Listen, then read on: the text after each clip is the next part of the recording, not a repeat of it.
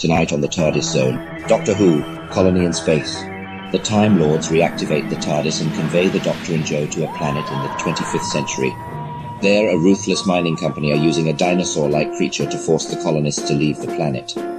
Trapped between miners and colonists, the Doctor tries to negotiate peace, uncover the secret of the primitives, and deal with the Master, who is after a doomsday weapon that can annihilate other worlds. Join the panel with your host Noel and regulars, Queen Charlotte, PD Rich and Lee, where they discuss the story in depth. Don't miss it or you may miss out. See you all there.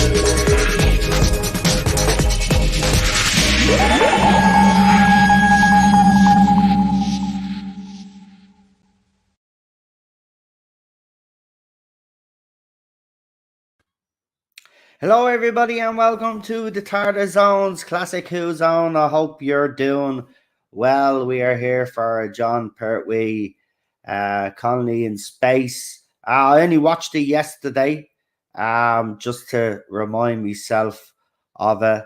Yeah, man, I got really engrossed in the story. Very good, very good. The acting in it is terrific as well. But we'll get a little bit into that when we get our panelists on. I have sent emails out to everybody. I did actually ask everybody to come in after all the trailers were played, and it looks like that is the case. So fantastic. Thank you, guys, for that. But as I said, yeah, we are here to talk about John Pertwee. So might as well bring on the panelists who's waiting in the studio, and the rest of them are starting to pop in as we speak. So let's bring them on. It's the one and only Problem Big. Hello. How are you? I'm good. I'm good. You? Yeah, not too bad. A little bit sore throaty, but other than that, no. Yeah. There is something going around though. Changes season. Yeah, that always happens, doesn't it? Anyway, our next guest is the one and only real super doctor. Hello there, I'm John Pertwee.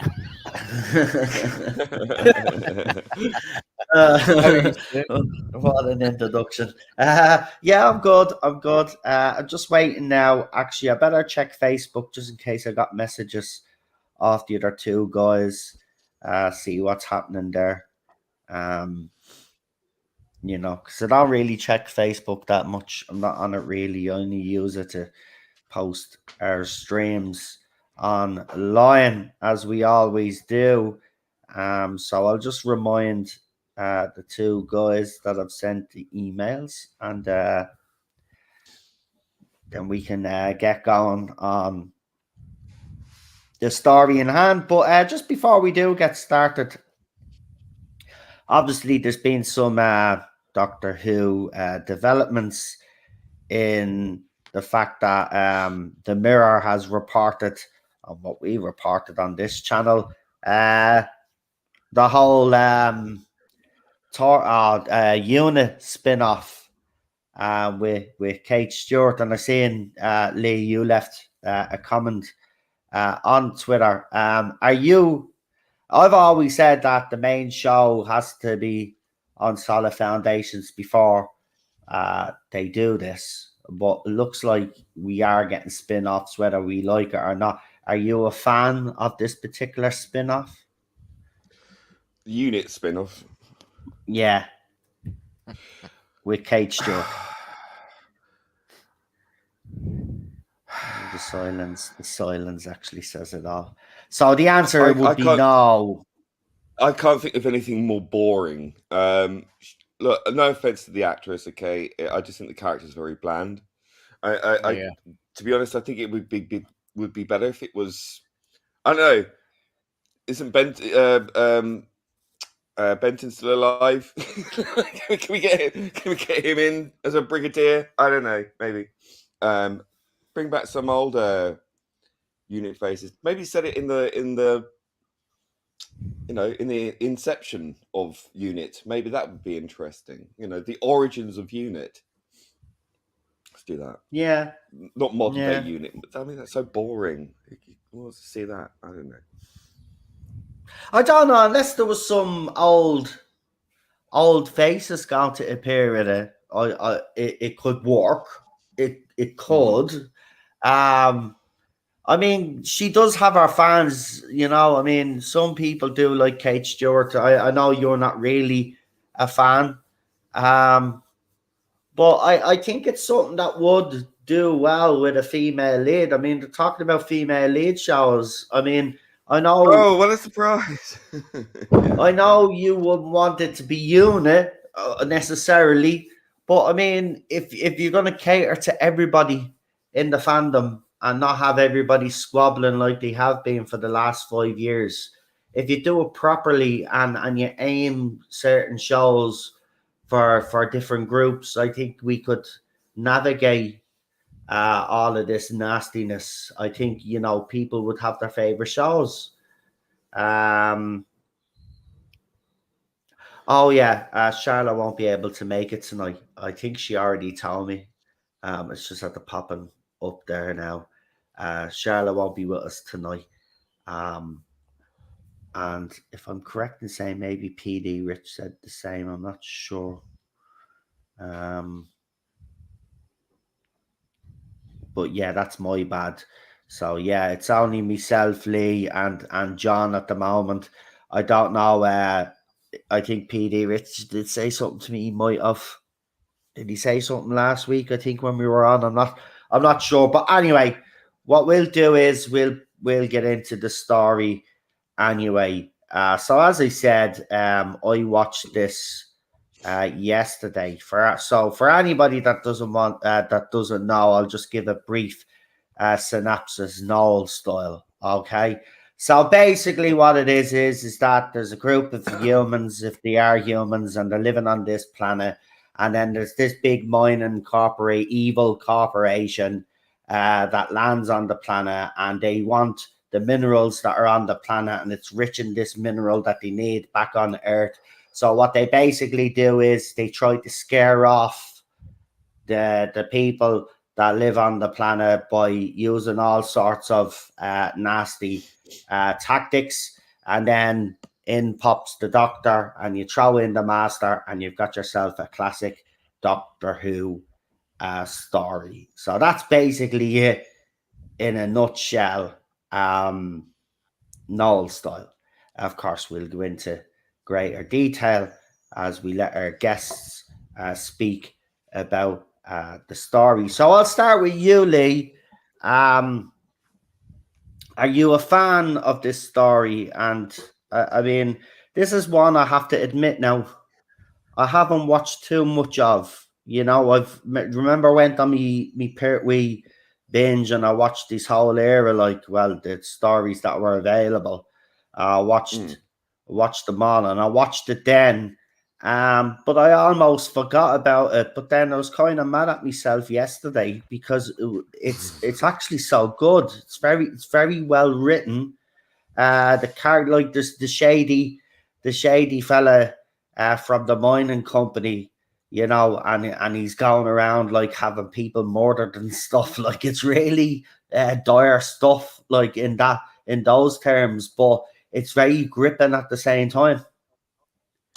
Yeah, I mean, I think it's a bit of a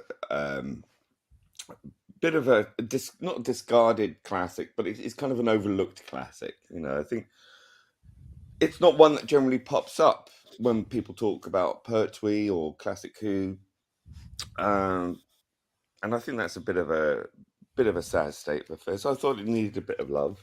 I did watch it recently because I was like, I haven't seen that one in years, and then I was like, this is actually quite an interesting, compelling story. I mean, you've not got so much focus on monsters or the classic Daleks or Cybermen or anything like that. You've just got a story about a bunch of people fighting against a corporation who want to come in and chuck them off their land that they claim for their own.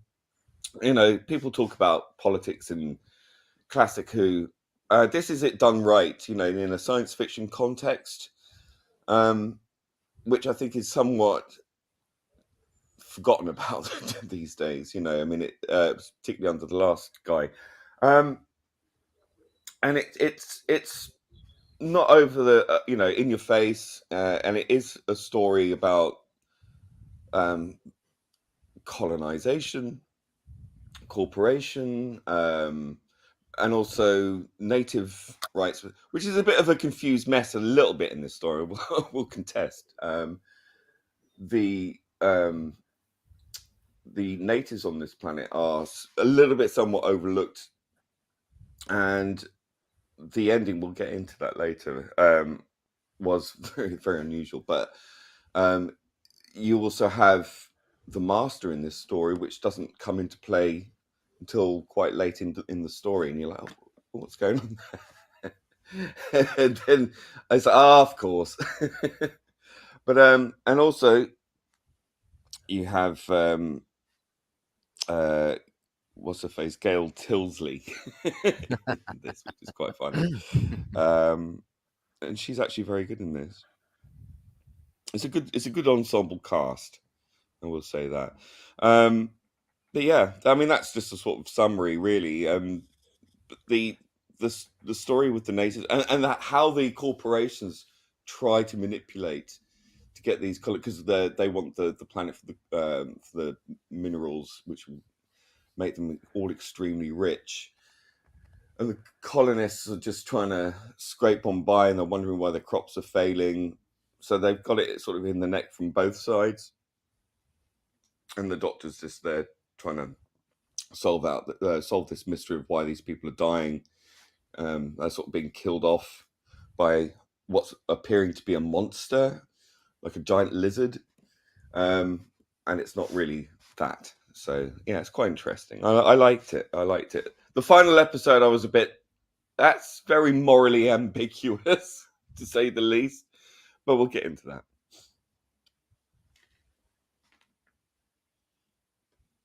Have we lost Noel? Yep, seems we've lost Noel. Well, Real Super Doctor, do you want to give your thoughts? Yeah, I think this is quite an interesting story because it's Jo Grant's first introduction to the TARDIS. I mean, she steps into the TARDIS for the first time in the expressions on Katie Manning's face, but she realizes it's bigger inside than outside. Yeah. And the Doctor explaining it's dimensionally transcendental. Even though it looks like it's just been slapped together, because the TARDIS set is just kind of thrown together, isn't it, a little bit?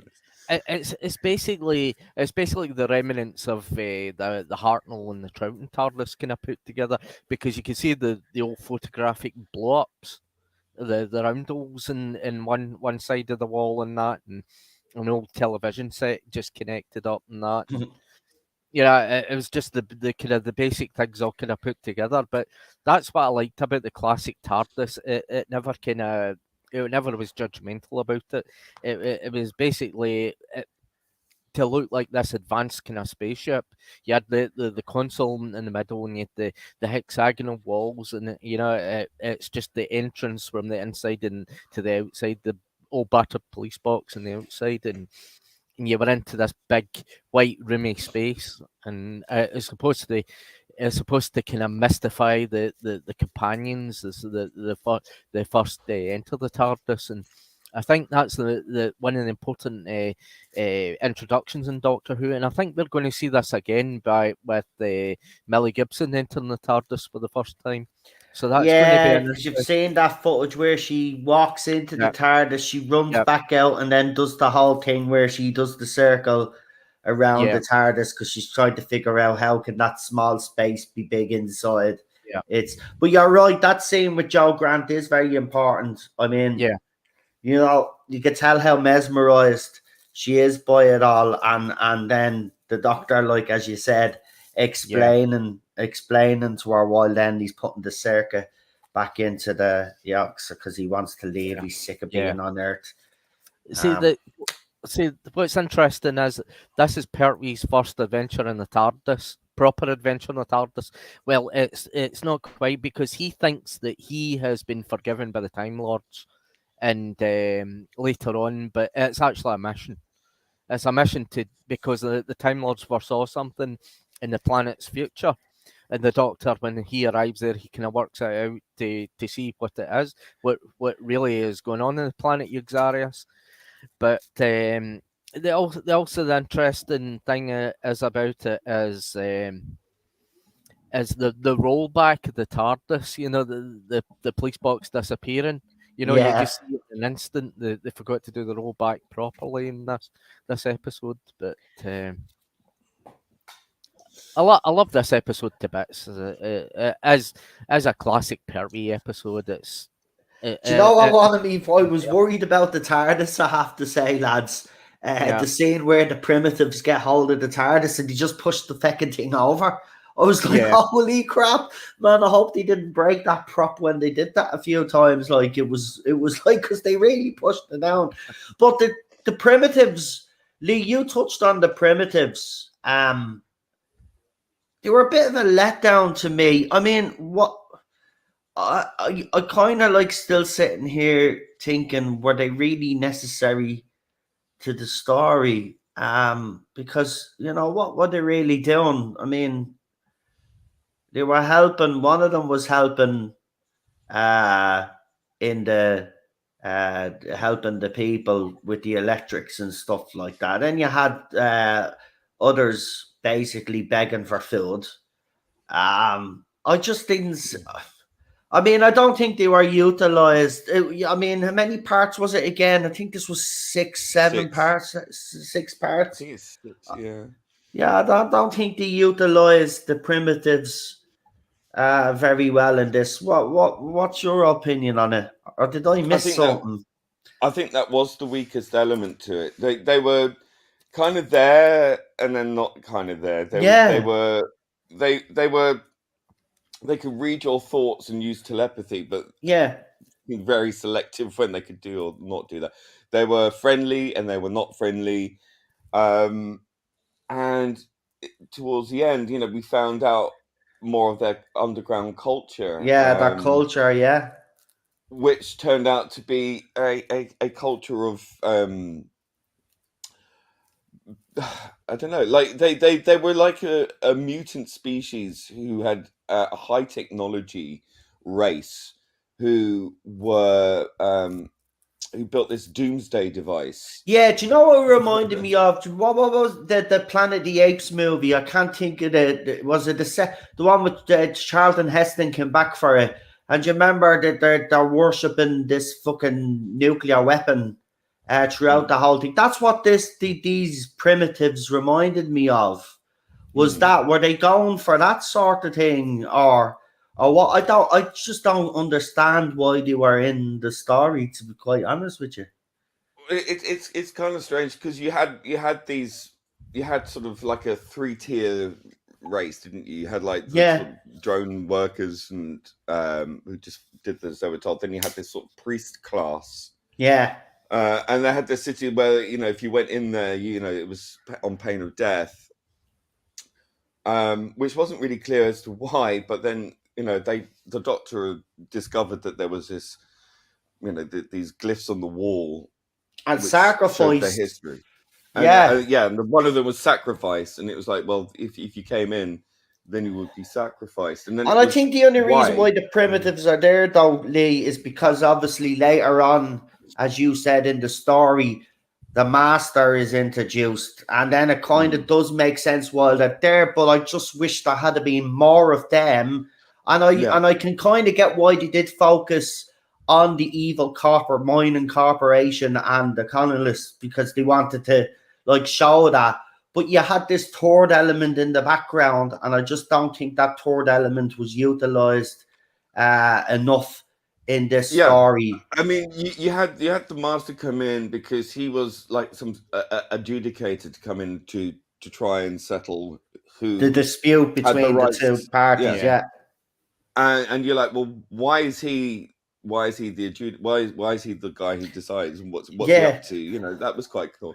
And then it's like he obviously sides with the corporations in this tribunal. And the doctor's like, well, what are you up to? You know, and then they later on discover that, you know, he's not the real adjudicator guy, and he's sort of thrown in with the doctor, and they have to make a bid to escape. And he wants he finds out that they had this doomsday machine, and that's why he's there. Yeah, because he wants to use it to control the galaxies, you know. Which is good motivation for the master, but you just wish that if they were gonna if that was going to be the end game, you think they would have focused a little bit more with the doctor trying to explore, you know, being in contact with the primitives, trying to learn about them and stuff like that. It just didn't seem to be enough of that. That felt very rushed. Yeah. Yeah. And then you had a lot of backwards and forwards between, the colonists trying to fight their way to get, it was very it's quite a bit convoluted. Okay, so you had like the most of the fighting taken between the colonists and the corporation, the mining corporation, in the dome, backwards and forwards in the dome, on their spaceship, taking over the spaceship. Then they took back over the spaceship. Then they took over the dome again, and then the dome got taken back by so it's a bit of back and forth.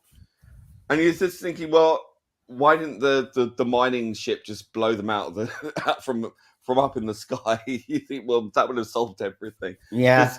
Earth didn't know, had no record of the colonizers being there, and the mining ship had no record of them being there. So they could have probably just got away with that. But they came up with this really complex plan to pick off the colonies with this robot and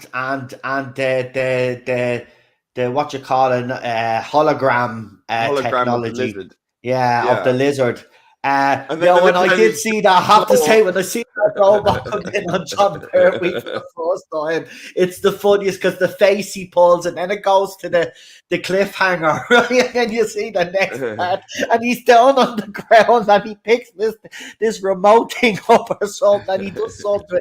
It is, but look, I'm laughing, right? But as a kid, if you're watching that is terrifying. But the one thing I will say I actually did like about this was the interaction between the head mining fella and his number two, because number two was conflicted because he found out about the murders and stuff like that. And you could see throughout each episode then, when you could see that he is changing, his opinions. He doesn't like what the corporation is doing. I like that. There was some great scenes in it. And your woman, Helen, your one from Gail Platt. I have to say now, can I just say, back in the day, she was actually not a bad-looking woman. Yeah. Tell you. And she was actually good in this. She was actually very good in this. The acting in this was actually superb. There wasn't one bad performance. Even the performance from the robot was pretty spot on. Oh no, I do love that scene. It's brilliant. But yeah, I really did. Look, this has a lot of faults. I'm not going to lie. But for me, you could see what they're trying to do with it, and I appreciate what they're doing. And for that alone, look, some of the dialogue is absolutely fantastic. There's not a one bit of bad dialogue. Even the acting, even your man. This is what I loved about it as well. Was your man that was spying was sending back messages to the mining chief. Yeah, they're sending, two people. Go on. Do you know who that was? No, who? He was Zeppe. He was the Roy Skelton, voice of the Daleks. Yeah. All right. That wasn't it, because I've never seen him like that right. before. I was like, yeah, he was a sneaky little bugger. He was a sneaky little bugger. I mean, this is how graphic Doctor Who was back then. I mean, he literally murders two people. Like, he murders one of the primitives and he murders your man just so he can cut off the power. But he doesn't realize that the Doctor is a bit of a genius, can fix all that stuff. Oh yeah, but that's we mustn't forget as well. This started off with the Time Lords sending the Doctor to give him the ability to travel again. He thinks that he thinks he done it himself by fiddling with the time circuit, but he doesn't. But that's not the case. You're right. It's the Time Lords that send them on this mission, and that is important. Like, you could, but I like that. I like the fact that he did get to go on a mission, because you could tell even by the start of the very first part, you could tell he was getting peed off, man. Then the brigadier walks in, realizes the doctor is gone, and I'm like, oh, here we go, man. But yeah, I really did like. I like the Pertwee era, but go ahead, Lee. No, I was just gonna say I really like the ensemble cast in this. You had the leader, and it's like a family situation as well. Everyone's got their families there, and they're all trying to protect the family. Yeah, and there's a lot of fighting going on, infighting between the leader, Leeson, and Ash. Ash is the sort of young, kind of inexperienced guy. Yeah, he wants to be. He wants to be the pretender. He wants to be the guy that leads. You can tell, but he doesn't have the experience. You know what I mean? But yeah, but he turns out to be right. That's the thing. He turns out to be right, and because Leeson knows eventually that all of this was down to him. But he wanted to stay. A lot of people wanted to leave. It was quite an interesting dichotomy. Yeah, I like that dynamic. That's what I mean. There's a lot of stuff going on in this. And you know what I'm gonna say is sometimes I complain that some of these stories are too long. I think this story could have benefited it from another 2 parts. Personally speaking, flesh it out a little bit more. As Lee has pointed out, I don't think it necessarily needed to be longer. I think it probably needed a bit more tightening up in terms of how you fit the quote unquote savages into this. Yeah, and I just really kind of, I think the final episode, after all that culmination, was the sort of big disappointment for me in the terms that at the end, the king, I guess, of the mutant class, the ruler, who sort of appeared from behind this throne in the cave wall. After the master was trying to convince the doctor to join him and rule the galaxies, and even the doctor was like stroking his chin, thinking about it. It's like, what? No, don't think like that. But then the revelation about about the Doomsday Weapon, and that the only way really was to self-destruct the entire city. So none of these natives got a chance really to escape, and the doctor's just like pressing the button to commit complete genocide of these people, and off he runs. It buggers off. I'm like, what? But in fairness, right? But in fairness, they had nowhere to go. They had no. They shouldn't even have been like, they were mutants. They had evolved. They were a tribe of basically a disintegrating society. They degenerated, but all the same. But how did he? Yeah, that's what I'm saying. How did the doctor reconcile doing that with, like, was it? It's either them or the galaxy. I guess you sacrificed a few for the many, but that's a huge moral. It is. That's like a godlike decision. That's like someone playing God, and nobody. Right, and that's the thing that didn't sit with me very well. I think that was a bit of a rushed ending. If they would have thought that through a bit more, I just felt that really, that's kind of, that was the thing that kind of really stuck in my craw with the story. It was great up until I think that point, and I was just thinking, geez, not only did the Third Doctor genuinely seem to think about what the Master was offering him, but then he just, when given the choice, he didn't even hesitate. Just press the button. Right, let's leg it before it all blows up. And you got all these sounds, and like you see him in the corridors going, "Come on, come out with me!" Like, these people are supposed to be, being able to use telepathy. It's just like, why are they running around like crazy? Just get out, all of you, out. And then they could have, like, if they either got them all out first and then tried to get them to work with, they have their newfound freedom, they can work with the colonists, and not be a servant class, but, work with them and help them with the land and, become a new civilization again.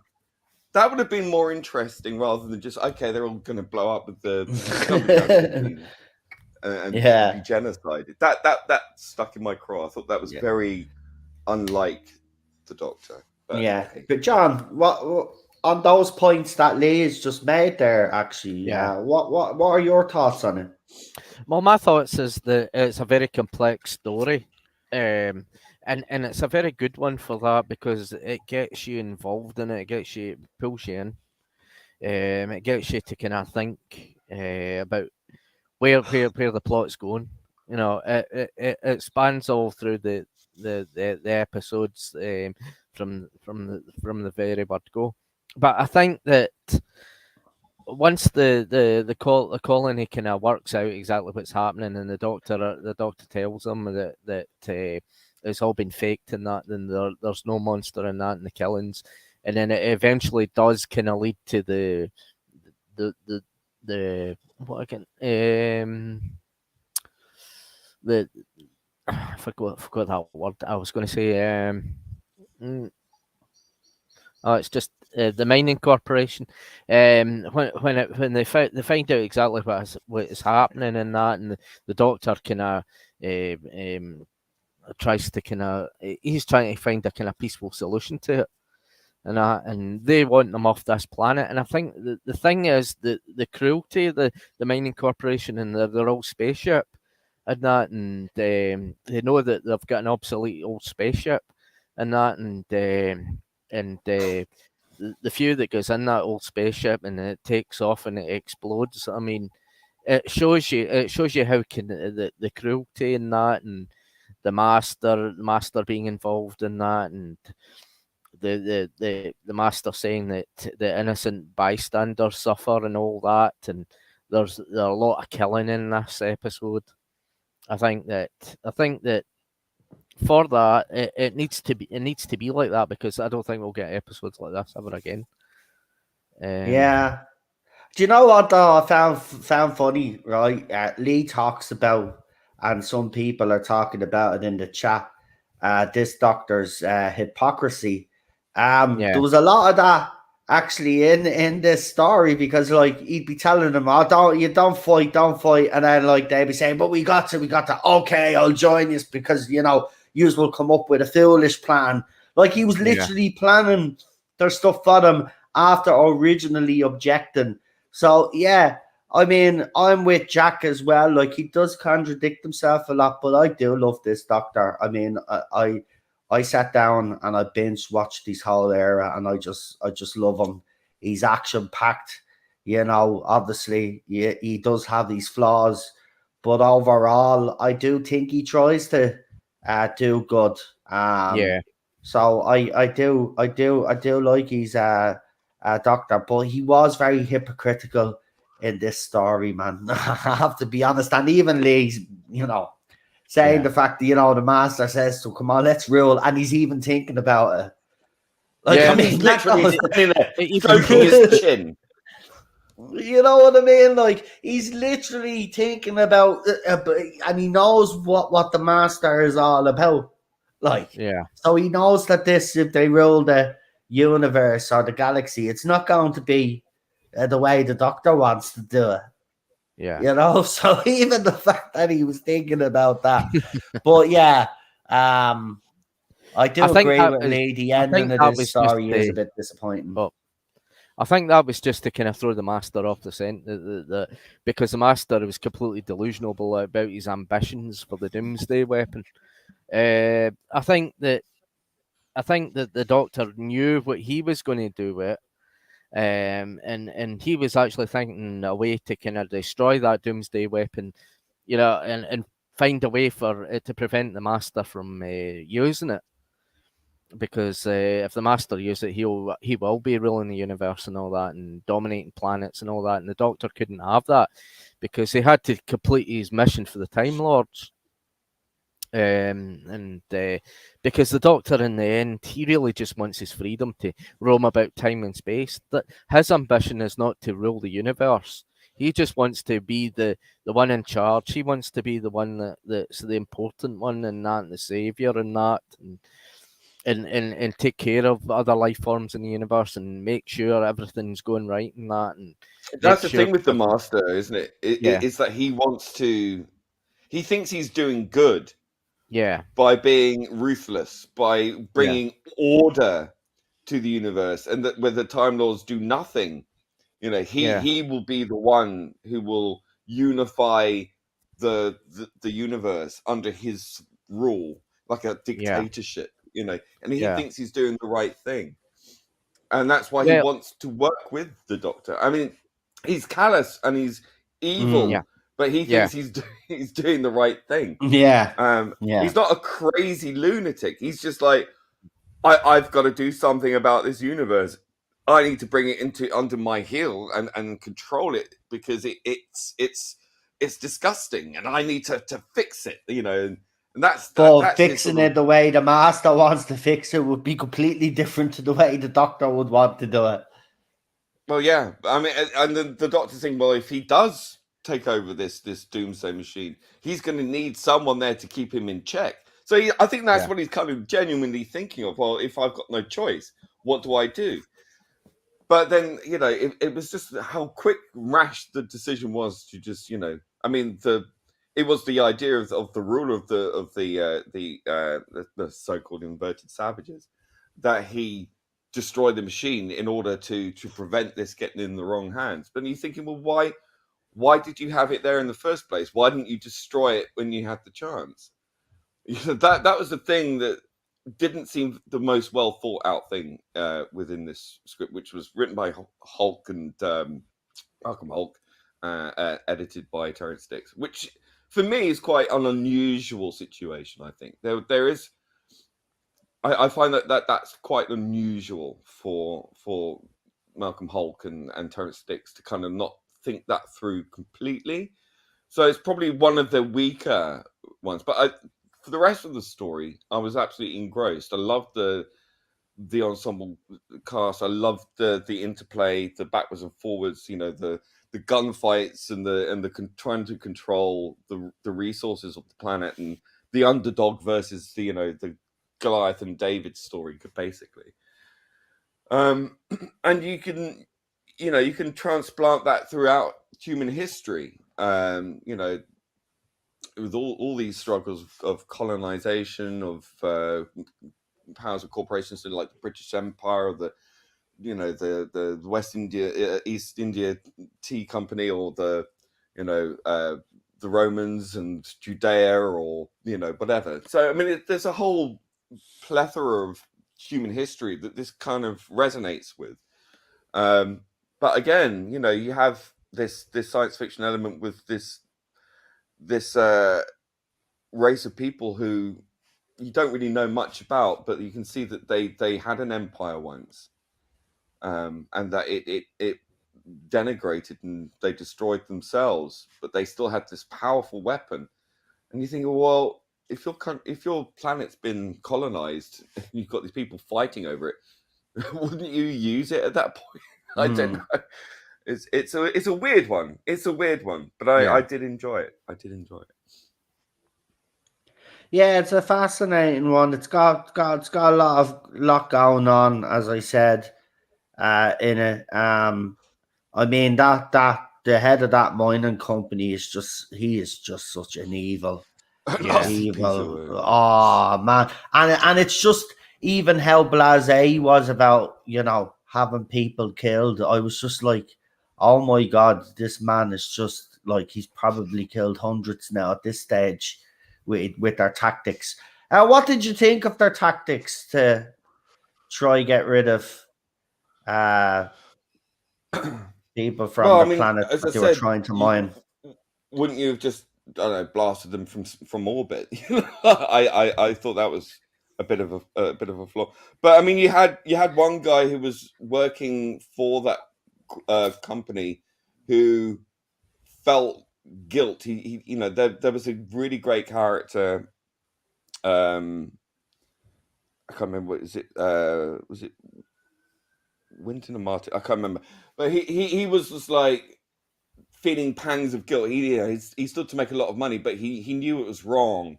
And I really liked his character, and I thought he was gonna be the one who was gonna, end up siding with the colonies, the colonists, and he did. And at the end, it came to a plan by the colonists who were forced to kind of take off, but he went off and took the colonist ship by himself, knowing that they were going to destroy it.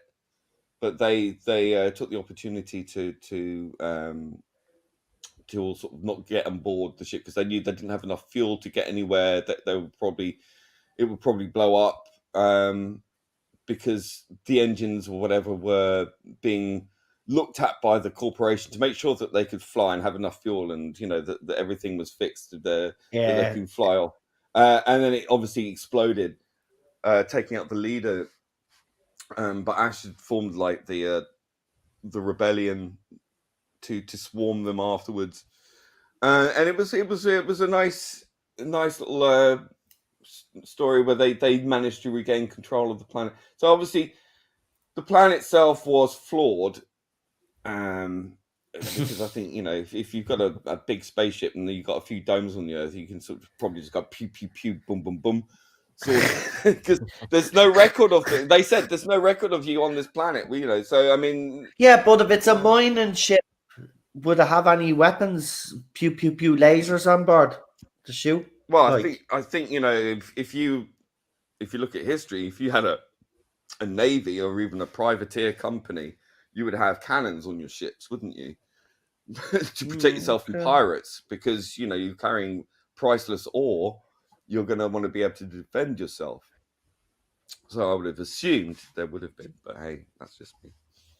No. That's a good one, you smart ass. Anyway, John, have you anything else to add, buddy? Yeah, it was about their spaceship. I mean, when they were supposed to be fixing it up, the mining corporation, to make it safe for them to exit the planet, I think it was done deliberately. I think that once they got on that spaceship, that would have been them kaput, and basically the mining corporation would have the planet to themselves. But they would in the end they would have to deal with the primitives, and they would have to deal with these other beings as well, and And Joe as well was really the sort of heart of this story as well, because she was really fighting for their plight as well, and being the sort of you've got to trust the doctor, because everyone didn't know who this guy was. The doctor just turns out everyone thinks the doctor's responsible, or he's a spy for the corporation. Then the corporation think he's a troublemaker or whatever. And where are you from? And Joe's sort of really the one who's like, you've got to trust him, you've got to believe him. And she's also quite well used in this, because when the doctor and Joe enter the Master's TARDIS, she triggers off this thing, and she gets gassed. The doctor gets gassed, and you think, well, why don't you just bypass it? You've got the ability to do that. But I mean, I just love the Master and his little Machiavellian schemes and his booby traps and his, it's quite entertaining. I really kind of like that stuff. So then he controls the doctor. You have to work with me, otherwise Joe will be infused with poison gas, and then she gets saved. And there's a nice scene where I think Ash and Joe are manacled together, and the guy who was from the corporation, who was on kind of torn between the two sides, who knew what was happening was wrong, because all the murders were wrong. He discovered that, and he saves her a couple of times and saves them a few times, and he helps Ash. He saved your man that was running through the quarry as well. Do you remember the two guards were chasing him? He says, "Oh, I got him for you. It's grand." Like, and then as soon as they go, he goes, "Oh, they're gone." Yeah, his character was the most interesting in this story, though, because you can see that he's conflicted when he finds out you could see that he's conflicted. Then his boss threatens him, and then you think he's being put in his place. But then more incidents start happening, and then you could slowly tell that he's basically at this stage he's going to turn at some stage and go, enough is enough. But I like that character, very, very well written, and yeah, as I said, some of the characters in this, the character writing is absolutely fantastic. It's just a pity that the story isn't tightened. There's too many. Yeah, it's too loose. And the primitives as well. You could have done a lot more with them. And then by the time you get to the last two parts, then try bring all the pieces together, and then the audience then starts to figure it out. You know what I mean? Yeah, because they were very ambiguous. They were kidnapping people, they were hurting people, but at the same time they were subservient to the colony. And I would have liked to have seen more of an uprising from them, rather than just sort of being the sort of generic bad guy aliens who just are there to be destroyed for some reason. Yeah, I mean, they were very underutilized. Now we know that Malcolm Holt was, an old lefty. That was very ambiguously done. I don't know if that was Terrence Dix's influence or not, but I would have thought Terrence Dix would have improved that rather than not made it worse. They made it worse. So I don't know. But as I say, the 5 parts leading up to the 6th part were really, really engaging. I was very engaged with that. But again, let down kind of by the final episode. But having said that, there were some really great moments in that final episode. The self-sacrifice going on, and the final battle was quite gruesome, and let's not forget the mud fight. So that was pretty good. Right, before we continue any further, just want to say that we've chosen the next Doctor. The Thing King has to try do this AI, this voice anyway, for a project that they're doing anyway. So he's going to give it a go. So we're going to do a Patrick Troughton story. So preferably one that's available that we can all actually watch to obviously get reacquainted with the story. So if people in the chat want to give their suggestions, go ahead, and then you guys on the panel, if you have any suggestions, and then we try come to a consensus, or like we did last week, actually pretty quick, have to say we did, and we try come to a consensus on what the second Doctor story is going to be. But obviously, before we wrap this conversation up with this story, I mean, bar everything that we've spoke about, the negatives, which they're not really that many, right? Let's be honest. Yes, of course, we would have probably wished for more. I suppose back then, they probably gave us all they could, and that's, budget as well probably would have prevented them from doing other stuff that they probably would have been able to do to make this, I think, especially with the primitives, if you wanted to show more of their underground city and stuff like that, maybe they were limited. Maybe that's why we didn't get to see as much as them. But that's the biggest disappointment for me, is just them, really. The contradictory nature of Pertwee's Doctor is evident throughout his era, though. So I mean, we can't really complain about it being the same in this story. But do you know what? The one thing actually I think this story would have benefited with was the Brigadier actually being part of being in the TARDIS. That would have made the story, I think. He would have been great as someone to help with the strategy. Because if you think about the conflict, because the conflict, him being the the army man. You know, he'd revel in all of that. Like that's my one regret about this, that they actually didn't bring the Brigadier along on this one. What does John think? What does John think about it? I think they should have done that with Nicholas Courtney in it. It would have made it more interesting. But I think the joke at the end, the Joe, you wouldn't understand. You know, he wouldn't understand if you explain it to him. He would never understand because they arrive when seconds arrived later, before they? before they left. And I mean that kind of wee trick, and he wouldn't. It was just instantaneous to him, so he wouldn't know that anything happened. So. So I think that was the kind of wee bit of joke that they were going to have in the beginning and the end. I could have had that with Benton, and then we could have had the Brigadier on board. That would have been really fun. Yeah.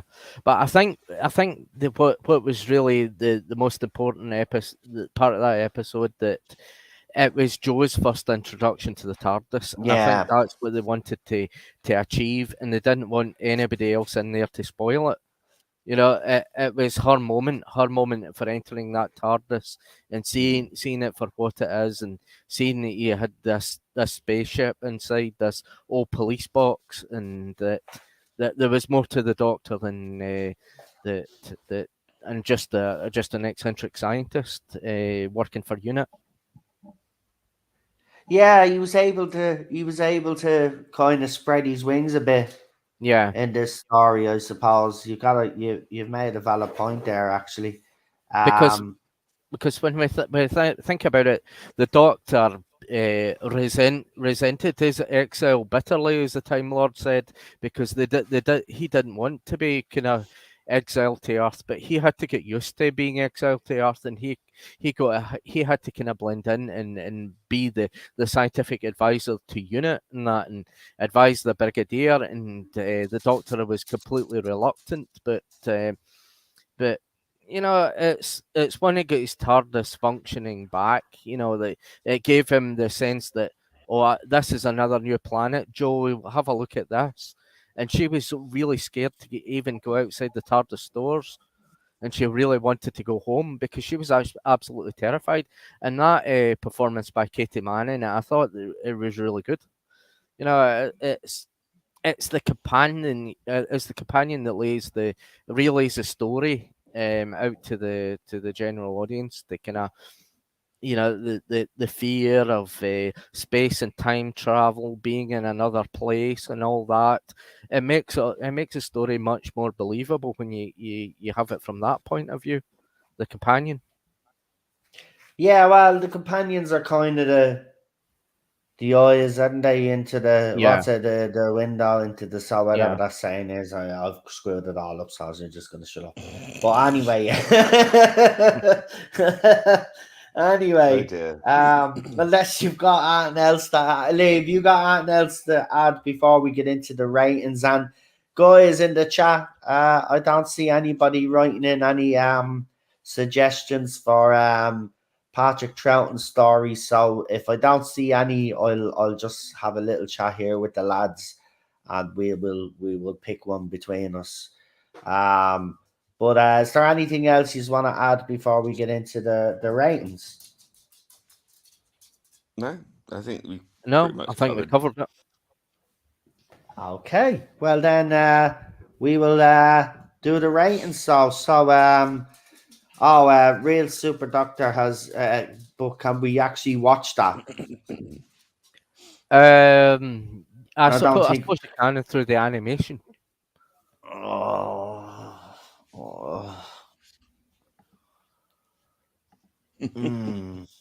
I don't know.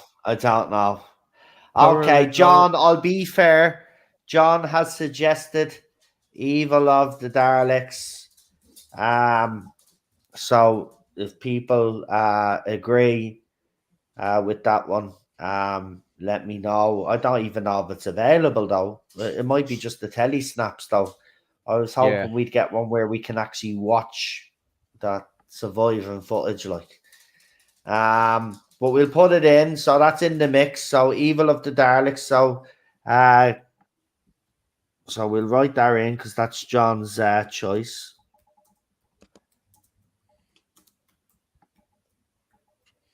Right. So if anybody else has, so Lee, if you have one, put it in the chat. I'll have a look. Hold on. Yeah, actually, that's what I'm going to do now. I'm going to have a look and be fair, right? Because then that way, I'm going to try get one that's available though, because I want to actually sit down and watch it. Give me something to do as well the night before we do it. Because, you know, sometimes I do be watching for something to watch. Or looking for something to watch. What is wrong with me tonight? I'm getting all muddled with me words. Episodes, right? So yeah, I don't have that available to me. So I'm using ITVX, so I don't have that. I don't have that one on there, sadly, which is annoying. Right, what ones do you have on ITVX? Patrick Troughton stories. Okay, well, we have Power of the Daleks, we have the Underwater Menace, we have Moonbase, we have the Macra Terror, then we have the Faceless Ones, we have Tomb of the Cybermen, the Ice Warriors, the Enemy of the World, Web of Fear, the Fury from the Deep, Within Space, and we have the Dominators, the Mind Robber, the Invasion, the Crotons, the Seeds of Death, and the War Games. Right. Very limited. Hmm. Do you want to forget about the Evil of the Daleks? Where about Moonbase?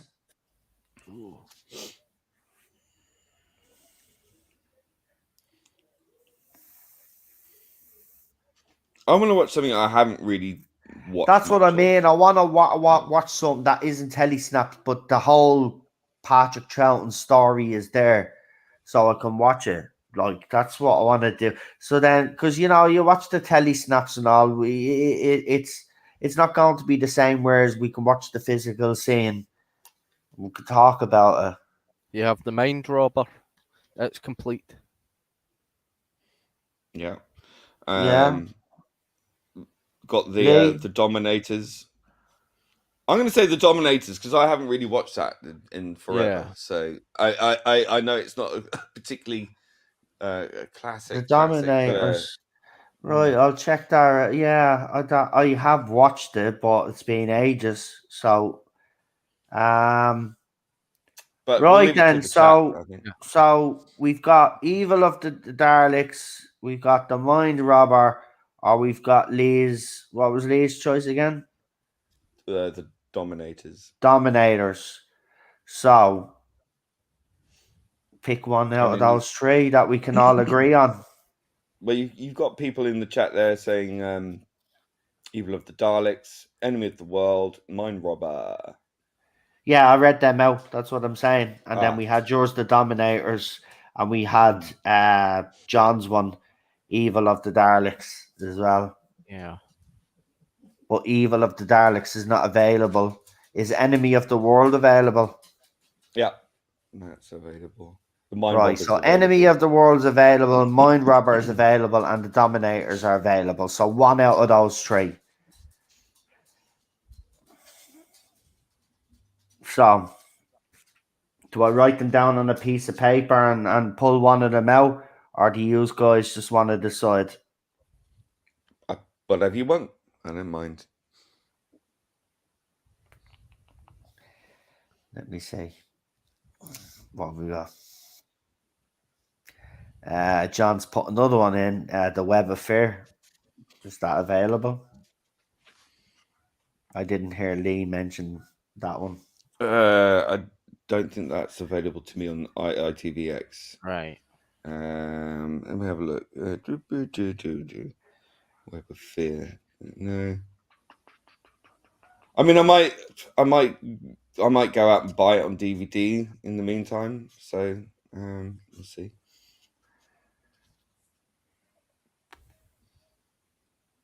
Right, will we go with Lee? We'll go with Lee's choice this week, and we let John pick next week's Doctor and Right. story, right? Because I haven't seen Dominators in ages either, and I think it would be an interesting one to watch, and it's all there, and everybody else will be able to watch it and get reacquainted with it as well, which I think is the first, the most important thing, that a lot of people can get access to it. So, yeah, I have the Dominators, but I don't think I've watched this Oh yeah, side of that. So there you go. So I think Bobby D75 says first Jenny Baby story. So there you are, classic. There you go. Right, so we'll go with the Dominators. So it's Patrick Troughton, the Dominators, next Wednesday. I nearly forgot what day it was on ClassicWhoZone. So what we're going to do is we're going to rate this current story. So we'll start with Lee. Lee, of course, 10 is top score. 1 is the lowest. We don't do minuses because we, classic era stories, minus doesn't even come into the equation when we do these, only with the Chibnall era. But anyway, we'll leave it there with that one. But out of 10, what would you give this story, Lee? I think this story could have been a big scorer, because for the 5 parts it was really engaging, minus obviously the silly robot with the claws, but with the ending as it was, which was tonally very weird, I'm gonna have to give it a 7.5. 7.5 off. Problem being, thank you, mate. A real super doctor. I would give it a 9 out of 10. It's a kind of story I would watch over and over. Yeah, fantastic, short and sweet. Do you know, I'm in agreement with Lee on this one. I have to say, it is really engaging, and that's the thing about it. I think that's why it kind of gets it's getting the mark that it's going to get. Is because it is engaging. It does have its flaws, but I do agree with Lee when he said at the top of the stream that it is an underrated classic. I think it is for the, if you look at all the interactions and everything that's going on, I think it is up there, top tier Doctor Who.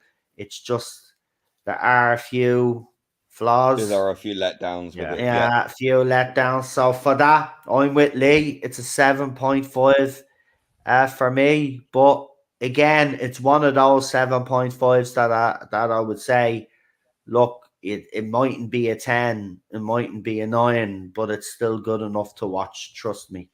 It's a decent story. So yeah, I kind of enjoyed that, and I kind of enjoyed sitting there, chilling out and watching Classic Who. I haven't done that in a while because I've been watching movies and TV shows, other TV show, classic movies and TV shows. But it was nice to sit down and actually watch a Pertwee story.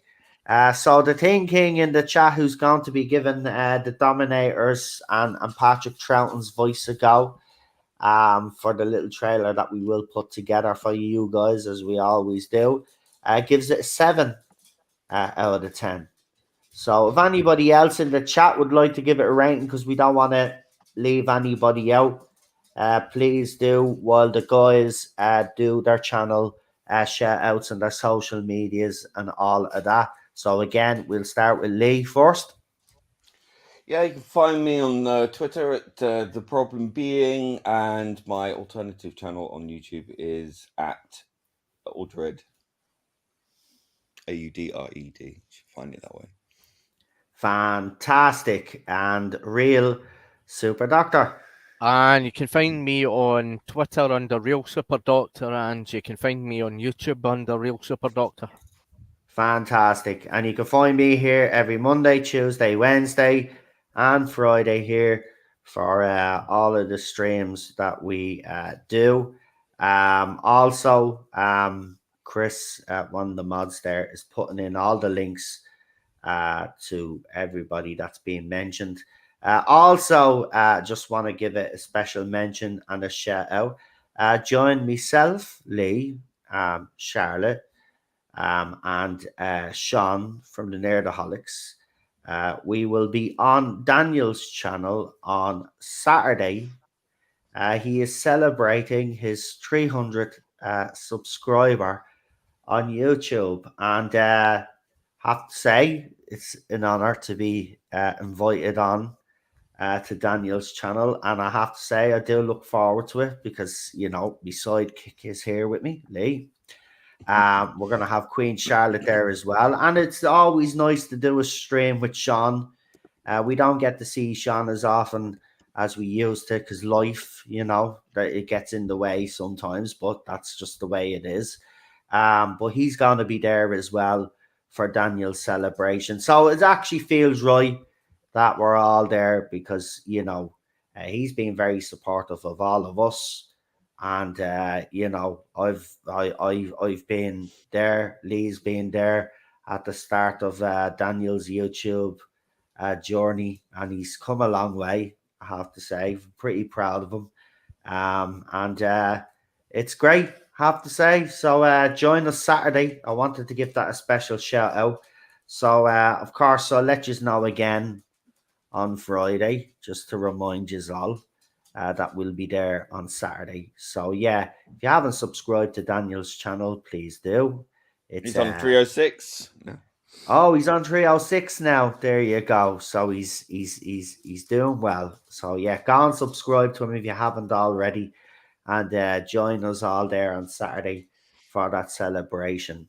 Anyway, we will leave it there. So we've got the story, the Dominators. That's next Wednesday. I will see you here on Friday with me sidekick, Problem Being, and Cultivated Media, Chris.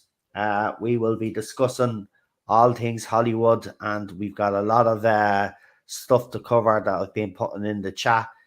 So if I know Lee will take a breeze at the stuff that I throw in anyway, that's why he's in the chat. But we'll be up to date and stuff like that. We've got some whopper topics to talk about. Just to give you as a sneak preview, Jamie Lee Curtis, won't get into it, but Jamie Lee Curtis, we're going to be talking the Oscars. We're going to be talking Willow. There's some Willow news that's just had to drop in, which I won't get into now. But we got so much to talk about, and I know Lee will have there's particular topics that I know Lee will have a lot to say on, and it'll be great.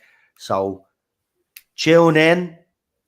9 o'clock, Friday Night Contact. No bullshit, no drama, just pop culture, and giving three assholes giving their opinion on these topics. That's it, right? We don't claim to be anything else, right? We just give our opinions, and that's it. And we listen to what other people have to say in the chat as well, and they give their opinions. So come and join us, because we do have a laugh as well, I have to say. So yeah, so that's every Friday, 9 o'clock. Come and join us. Don't forget. Right, that's it. That's all the plugging done, I think. Yeah. Well, actually, the usual suspects. You know who? Look, we shout them out all the time. You know who they are, right? The usual suspects. Go and subscribe to them if you haven't. And if you haven't already, what's wrong with you? Come on. Yep. They're all Don't forget good Drawing Jack Rabbit and who else? Gobby Guy. We forgetting Gobby Guy, Spacebook.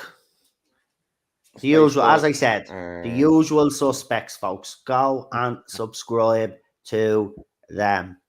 We will leave you now. Good night. Enjoy the rest of your evening. We're off now to do our thing. Ted's in here, so you know what that means. Daddy has to take him down. So yeah, subtle hint from the wife. There you go. So we'll leave it there. Bye. Have a good one. Bye-bye. Thanks for subscribing. We really appreciate it. Bye-bye.